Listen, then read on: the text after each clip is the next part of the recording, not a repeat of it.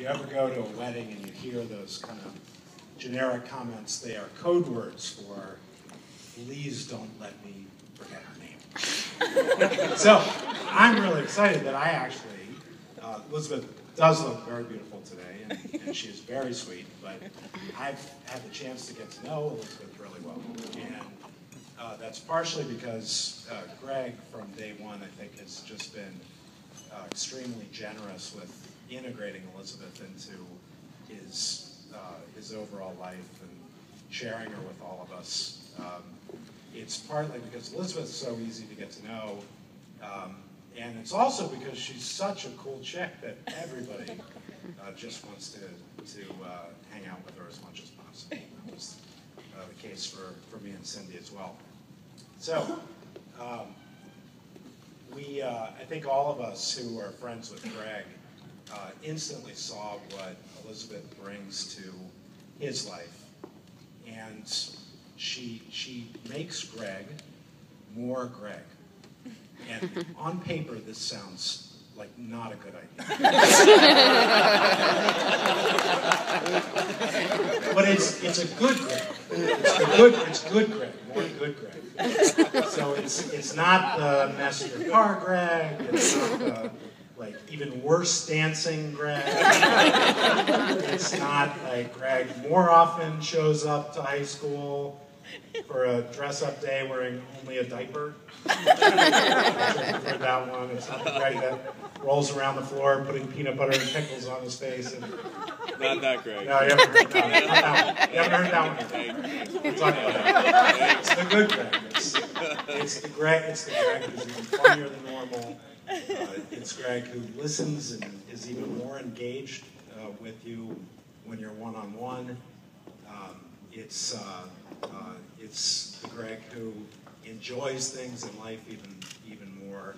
And I think when you get to know these two, you just see the richness that they bring to each other's life, and that's really special for all of us, I think, on both sides. So very, very cool. So, Elizabeth, I'm very happy in Greg finding you, but I'm just as happy for you in finding Greg. And you are truly today marrying a very, very unique individual. I would just like to unpack that. So I first met Greg 32 years ago. I was on my way home, or on my way to a friend's house, Chris Rui's house. Chris Rui was carpool mates with Greg and his sister, so we had, I don't know, 6, 7, 8, 9, 12 kids packed like grocery bags into the seatbelt-free trunk of Mrs. Rui's station wagon. That's how we rode in those days.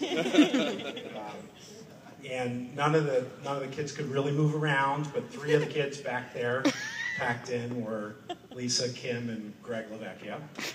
And I noticed they were all sort of trying to hit each other the whole time, but no one could really reach each other because we were so packed in. But when Mrs. Rui opened up that big, huge trunk door to the car when we got into Lavecchia's driveway, Greg was able to connect. Just clobbered Lisa in the boob.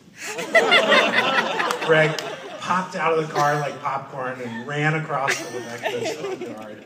And Lisa and Kim were sprinting after him. You just saw this book bag kind of flying behind Greg like a kite.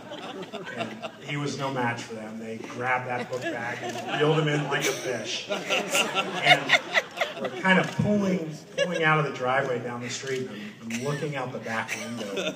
I just see Kim with Greg's arms pinned back behind him. And Lisa sitting on top of his chest, and the two of them just repeatedly,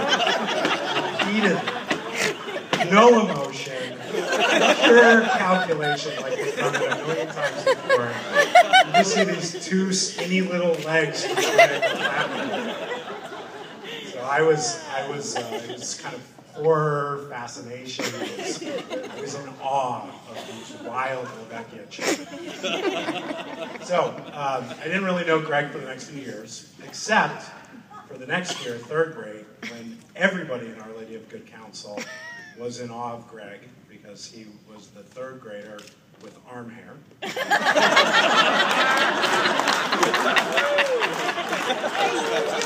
This was not little puffs of arm hair fluff. This was a 70s shag rug. It was pretty spectacular.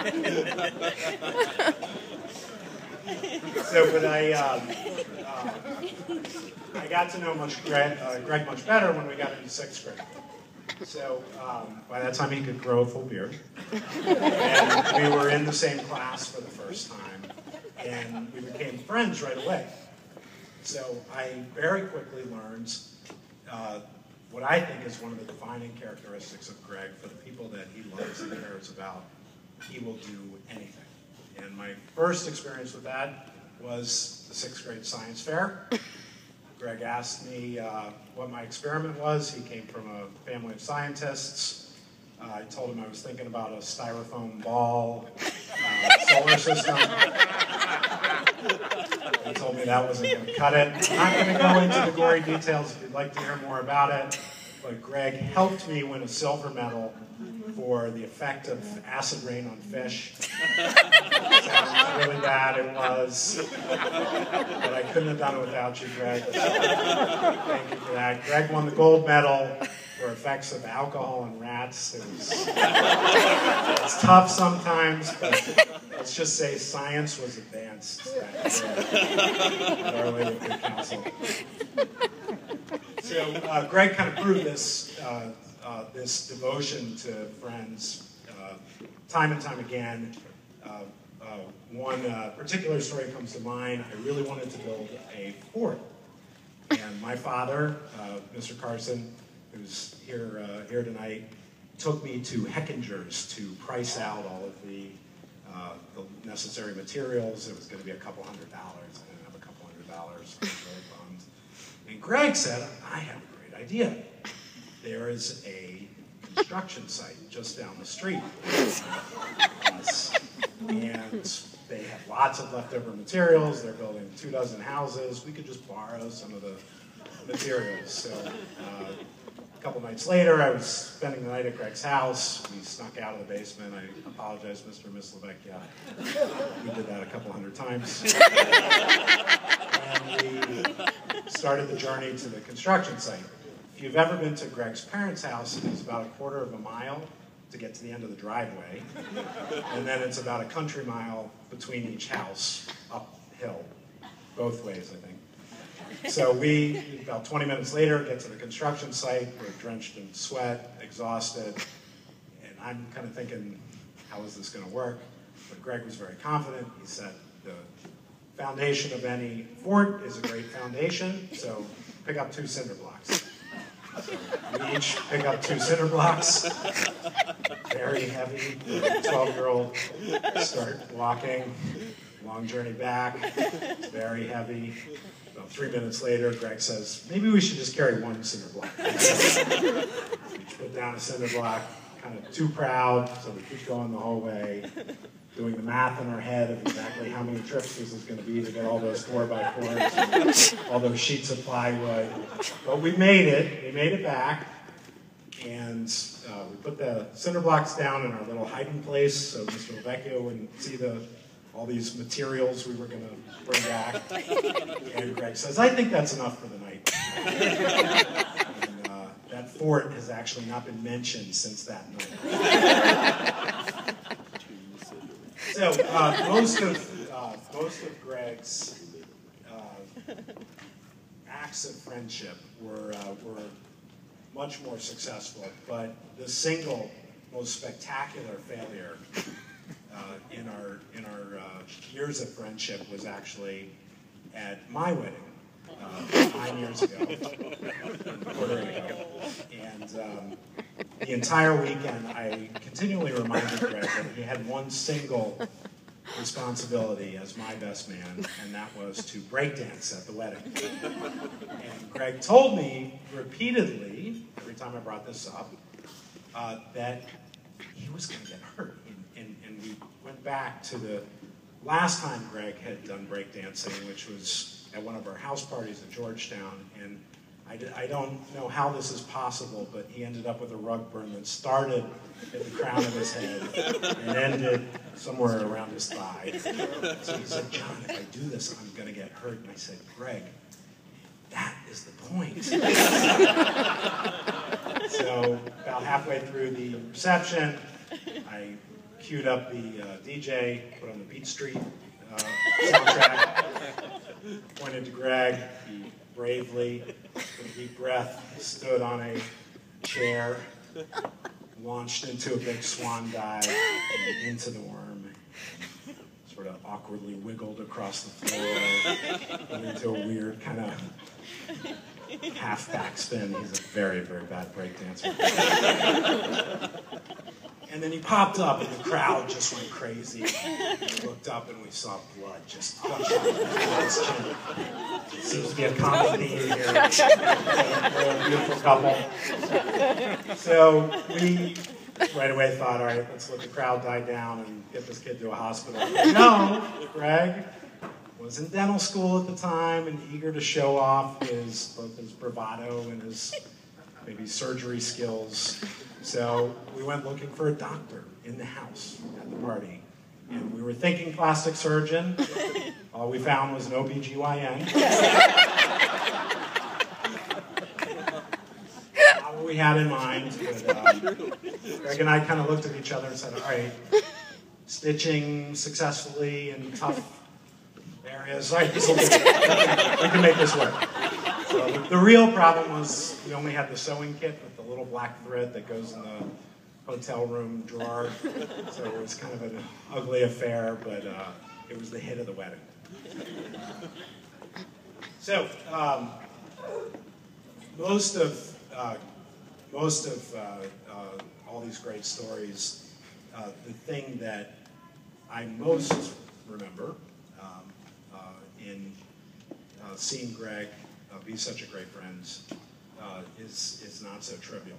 So actually, when we first became really good friends back in 6th grade, that happened to be a really tough couple of years for me.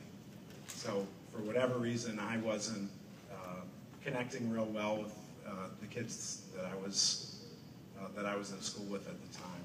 Went through kind of bullying and tough times, just a tough couple of years. And you look back on it in retrospect, and it's not a real big deal. But at the time, you know, kid that age, you feel like the world is caving in on you.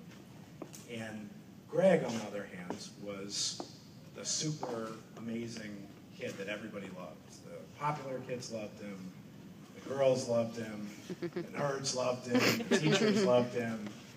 Greg was the one everybody loved, invited to every party, had the opportunity to do anything he wanted every weekend, but yet, every weekend, his first thought was me.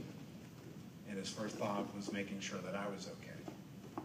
And my other closest friend, besides Greg at that time, was actually my grandmother, who a lot of people knew Gama. And Gama was this wonderful, beautiful, amazing lady who was totally senile. So hanging out with me and Gama meant basically spending the night saying, "Yes, I'm Greg. Remember, we did meet before." But Greg did it all the time. And I think at the time we had a lot of fun, so probably didn't think that much about it at the time. But looking back on it, a 12-year-old kid, can you imagine the type of person that has that loyalty, that sense of friendship, that level of compassion, that level of awareness to treat a friend that way, and a friend you just met. And those couple of years when Greg treated me that way was foundational, absolutely foundational to the person that I became. And I think about that almost every day. So, all of us looking here, we look at Greg and Elizabeth, and there's no doubt in anybody's mind that Greg is the outrageously lucky one here. Mind-bogglingly lucky one. But Elizabeth, you're not getting a bad deal. It's a Greg and Elizabeth.